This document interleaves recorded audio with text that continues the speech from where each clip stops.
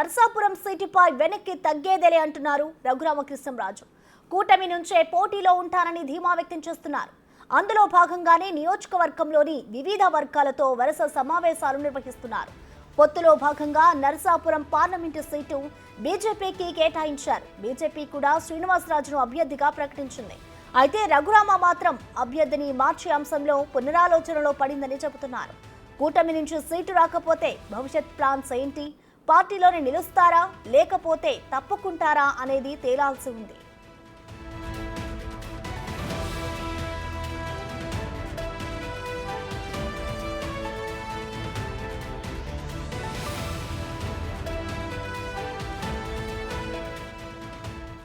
ఇదే అంశానికి సంబంధించిన మరింత సమాచారం మా ప్రతినిధి సాగర్ లైవ్ ద్వారా అందిస్తారు. సాగర్, చెప్పండి. ఆల్రెడీ ఇటు బీజేపీ అధిష్టానం అయితే నర్సాపురం అభ్యర్థిని ప్రకటించింది.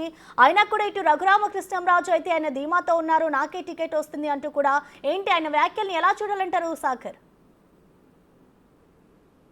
ప్రసన్న రఘురామకృష్ణరాజు ధీమాతో ఉండటం కాదు, తానే నర్సాపురం పార్లమెంటు కూటమి అభ్యర్థిగా బరిలో ఉంటున్నానని నర్సాపురం పార్లమెంట్కి సంబంధించిన ముఖ్య నేతలు వివిధ వర్గాలతో ఆయన సమావేశం అవుతూ వస్తున్నారు. ఇప్పుడు ఇదే అక్కడ నర్సాపురం పార్లమెంట్కి సంబంధించి అసెంబ్లీ అభ్యర్థులు కానీ, ప్రస్తుతం కూటమి అభ్యర్థిగా ఉన్న భూపత్ర శ్రీనివాస్ వర్మకు కానీ కొంత కన్ఫ్యూజింగ్ ఉందనే చెప్పొచ్చు. ఒక పక్క అసెంబ్లీ అభ్యర్థులు రఘురామకృష్ణరాజు పోటీలో ఉంటే తమకు ఆర్థిక అంగబలం ఉన్న రఘురామకృష్ణరాజు మద్దతు ఉంటుందని వారు భావిస్తున్నారు. కానీ శ్రీనివాస్ వర్మ ఇప్పటికే తన పేరు ప్రకటించారు కాబట్టి ఇప్పటికే తణుకు నియోజకవర్గంతో పాటు భీమవరంలో తన ప్రచారాన్ని కొనసాగిస్తున్నారు. కానీ రఘురామకృష్ణరాజు ఎక్కడ అనుమానం లేకుండా, కనీసం చిన్న సంశయం సంకోచం కూడా లేకుండా వచ్చిన ప్రతి ఒక్కరికి కూడా రాబోయే 3 రోజుల్లోనే దీని మీద క్లారిటీ వస్తుంది. పవన్ కళ్యాణ్, మోడీ, చంద్రబాబు మీద తనకి నమ్మకం ఉందని చెప్పడం చూస్తుంటే రఘురామ ఎప్పుడు ఏం చేస్తారో అని కొంత అభ్యర్థుల కంగారు పడుతుందనే చెప్పుకోవచ్చు. ఒకవేళ రఘురామకృష్ణరాజుని పార్లమెంట్ సీట్కి అకామిడేట్ చేయలేకపోతే అసెంబ్లీకి వెళ్తారనే ప్రచారం జరుగుతుంది. అయితే బిగ్ టీవీతో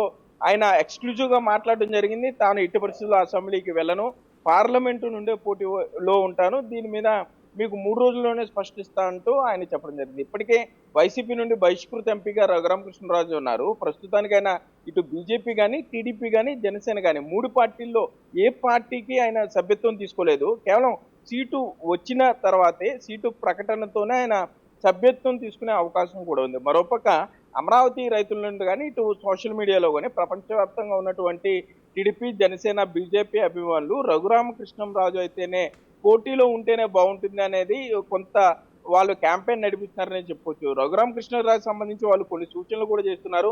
ఒకవేళ ఈ 2-3 రోజుల్లో రఘురామ సీటు ప్రకటనపై స్పష్టత రాకపోతే తప్పనిసరిగా రఘురామ స్వతంత్ర అభ్యర్థిగా బరిలో దిగేందుకు కూడా ఆలోచించాలంటూ కూడా సోషల్ మీడియాలో రఘురాంపై ఒత్తిడి చేసే పరిస్థితులు అయితే ఉన్నాయి. అయితే రఘురామకృష్ణరాజు మాత్రం స్వతంత్ర అభ్యర్థిగా పోటీ కాదు, ఎట్టి పరిస్థితుల్లో మ్యాండేట్ తెచ్చుకుంటాను, ఏ పార్టీ అనేది త్వరలోనే చెప్తానంటూ కూడా ఆయన మాట్లాడడం జరుగుతుంది. ఈలోపు నర్సాపురం పార్లమెంట్కి సంబంధించిన ముఖ్య నేతలతో ఆయన సమావేశాలు జరుగుతున్నారనే చెప్పుకోవచ్చు. ఇవన్నీ చూస్తుంటే రఘురామకృష్ణరాజు ఎప్పుడు ఏం చేస్తారో అనేది కొంత అభ్యర్థుల్లో కంగారు పుడుతుందనే చెప్పుకోవచ్చు. అసెంబ్లీ అభ్యర్థులు కానీ, ఇటు పార్లమెంటు అభ్యర్థులకి సంబంధించి ఒకవేళ రఘురామ స్వతంత్ర అభ్యర్థిగా బరిలో దిగితే తప్పనిసరిగా ఆ ఎఫెక్ట్ తమ మీద, ఇటు అసెంబ్లీ అభ్యర్థుల మీద ఉంటుంది, ఇటు పార్లమెంటు కూడా ఎంతో కొంత నష్టం జరుగుతుంది. కాబట్టి కూటమి పెద్దలు రఘురామకృష్ణతో మాట్లాడాలి. రఘురామకృష్ణరాజుకి ఎక్కడ అకామిడేట్ చేయాలనేది, లేకపోతే పోటీలో లేనట్లయితే ఆయన్ని ఏ విధంగా చూడాలనేది కూడా కొంత కూటమి పెద్దలు మాట్లాడాలంటూ కూడా ఇప్పటికీ అసెంబ్లీ అభ్యర్థులు రిక్వెస్ట్ చేసే పరిస్థితులు అయితే ఇక్కడ ఉన్నాయి ప్రశ్న. మరోపక్క రఘురామకృష్ణరాజు సైతం అంటే ప్రతిరోజు కూడా బిజీ షెడ్యూల్లో ఉన్నారనే చెప్పుకోవచ్చు. వివిధ సామాజిక వర్గాల ప్రజలను కలవడంతో పాటుగా రైతులు, శ్రామికులు, అక్కడ ఏదైతే పారిశ్రామికంగా భీమవరంలో మిల్లులు ఉంటాయో వాటికి సంబంధించిన కార్మికులందరితో కూడా భేటీ అవుతూ వస్తున్నారు.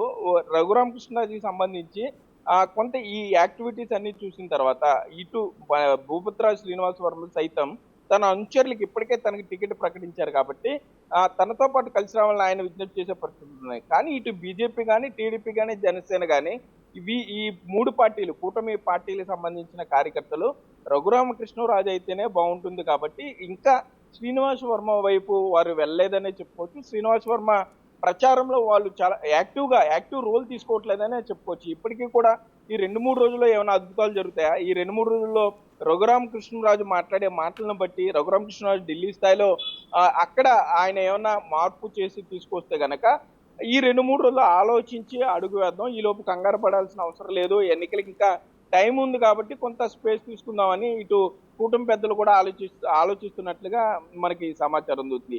ఏదేమైనా రఘురామకృష్ణరాజు ఎప్పుడు ఏ అడుగు వేస్తారు, రాజకీయంగా ఏ ప్రకటన వెలువడుతుంది అనేది ఇటు ప్రస్తుత నరసాపురం కూటమి అభ్యర్థి ఇటు శ్రీనివాసవరంతో పాటుగా అసెంబ్లీ అభ్యర్థులు కూడా కంగారు పడే పరిస్థితులు అయితే ఇక్కడ ఉన్నాయి. ప్రశ్న రైట్, థ్యాంక్ యూ సాగర్.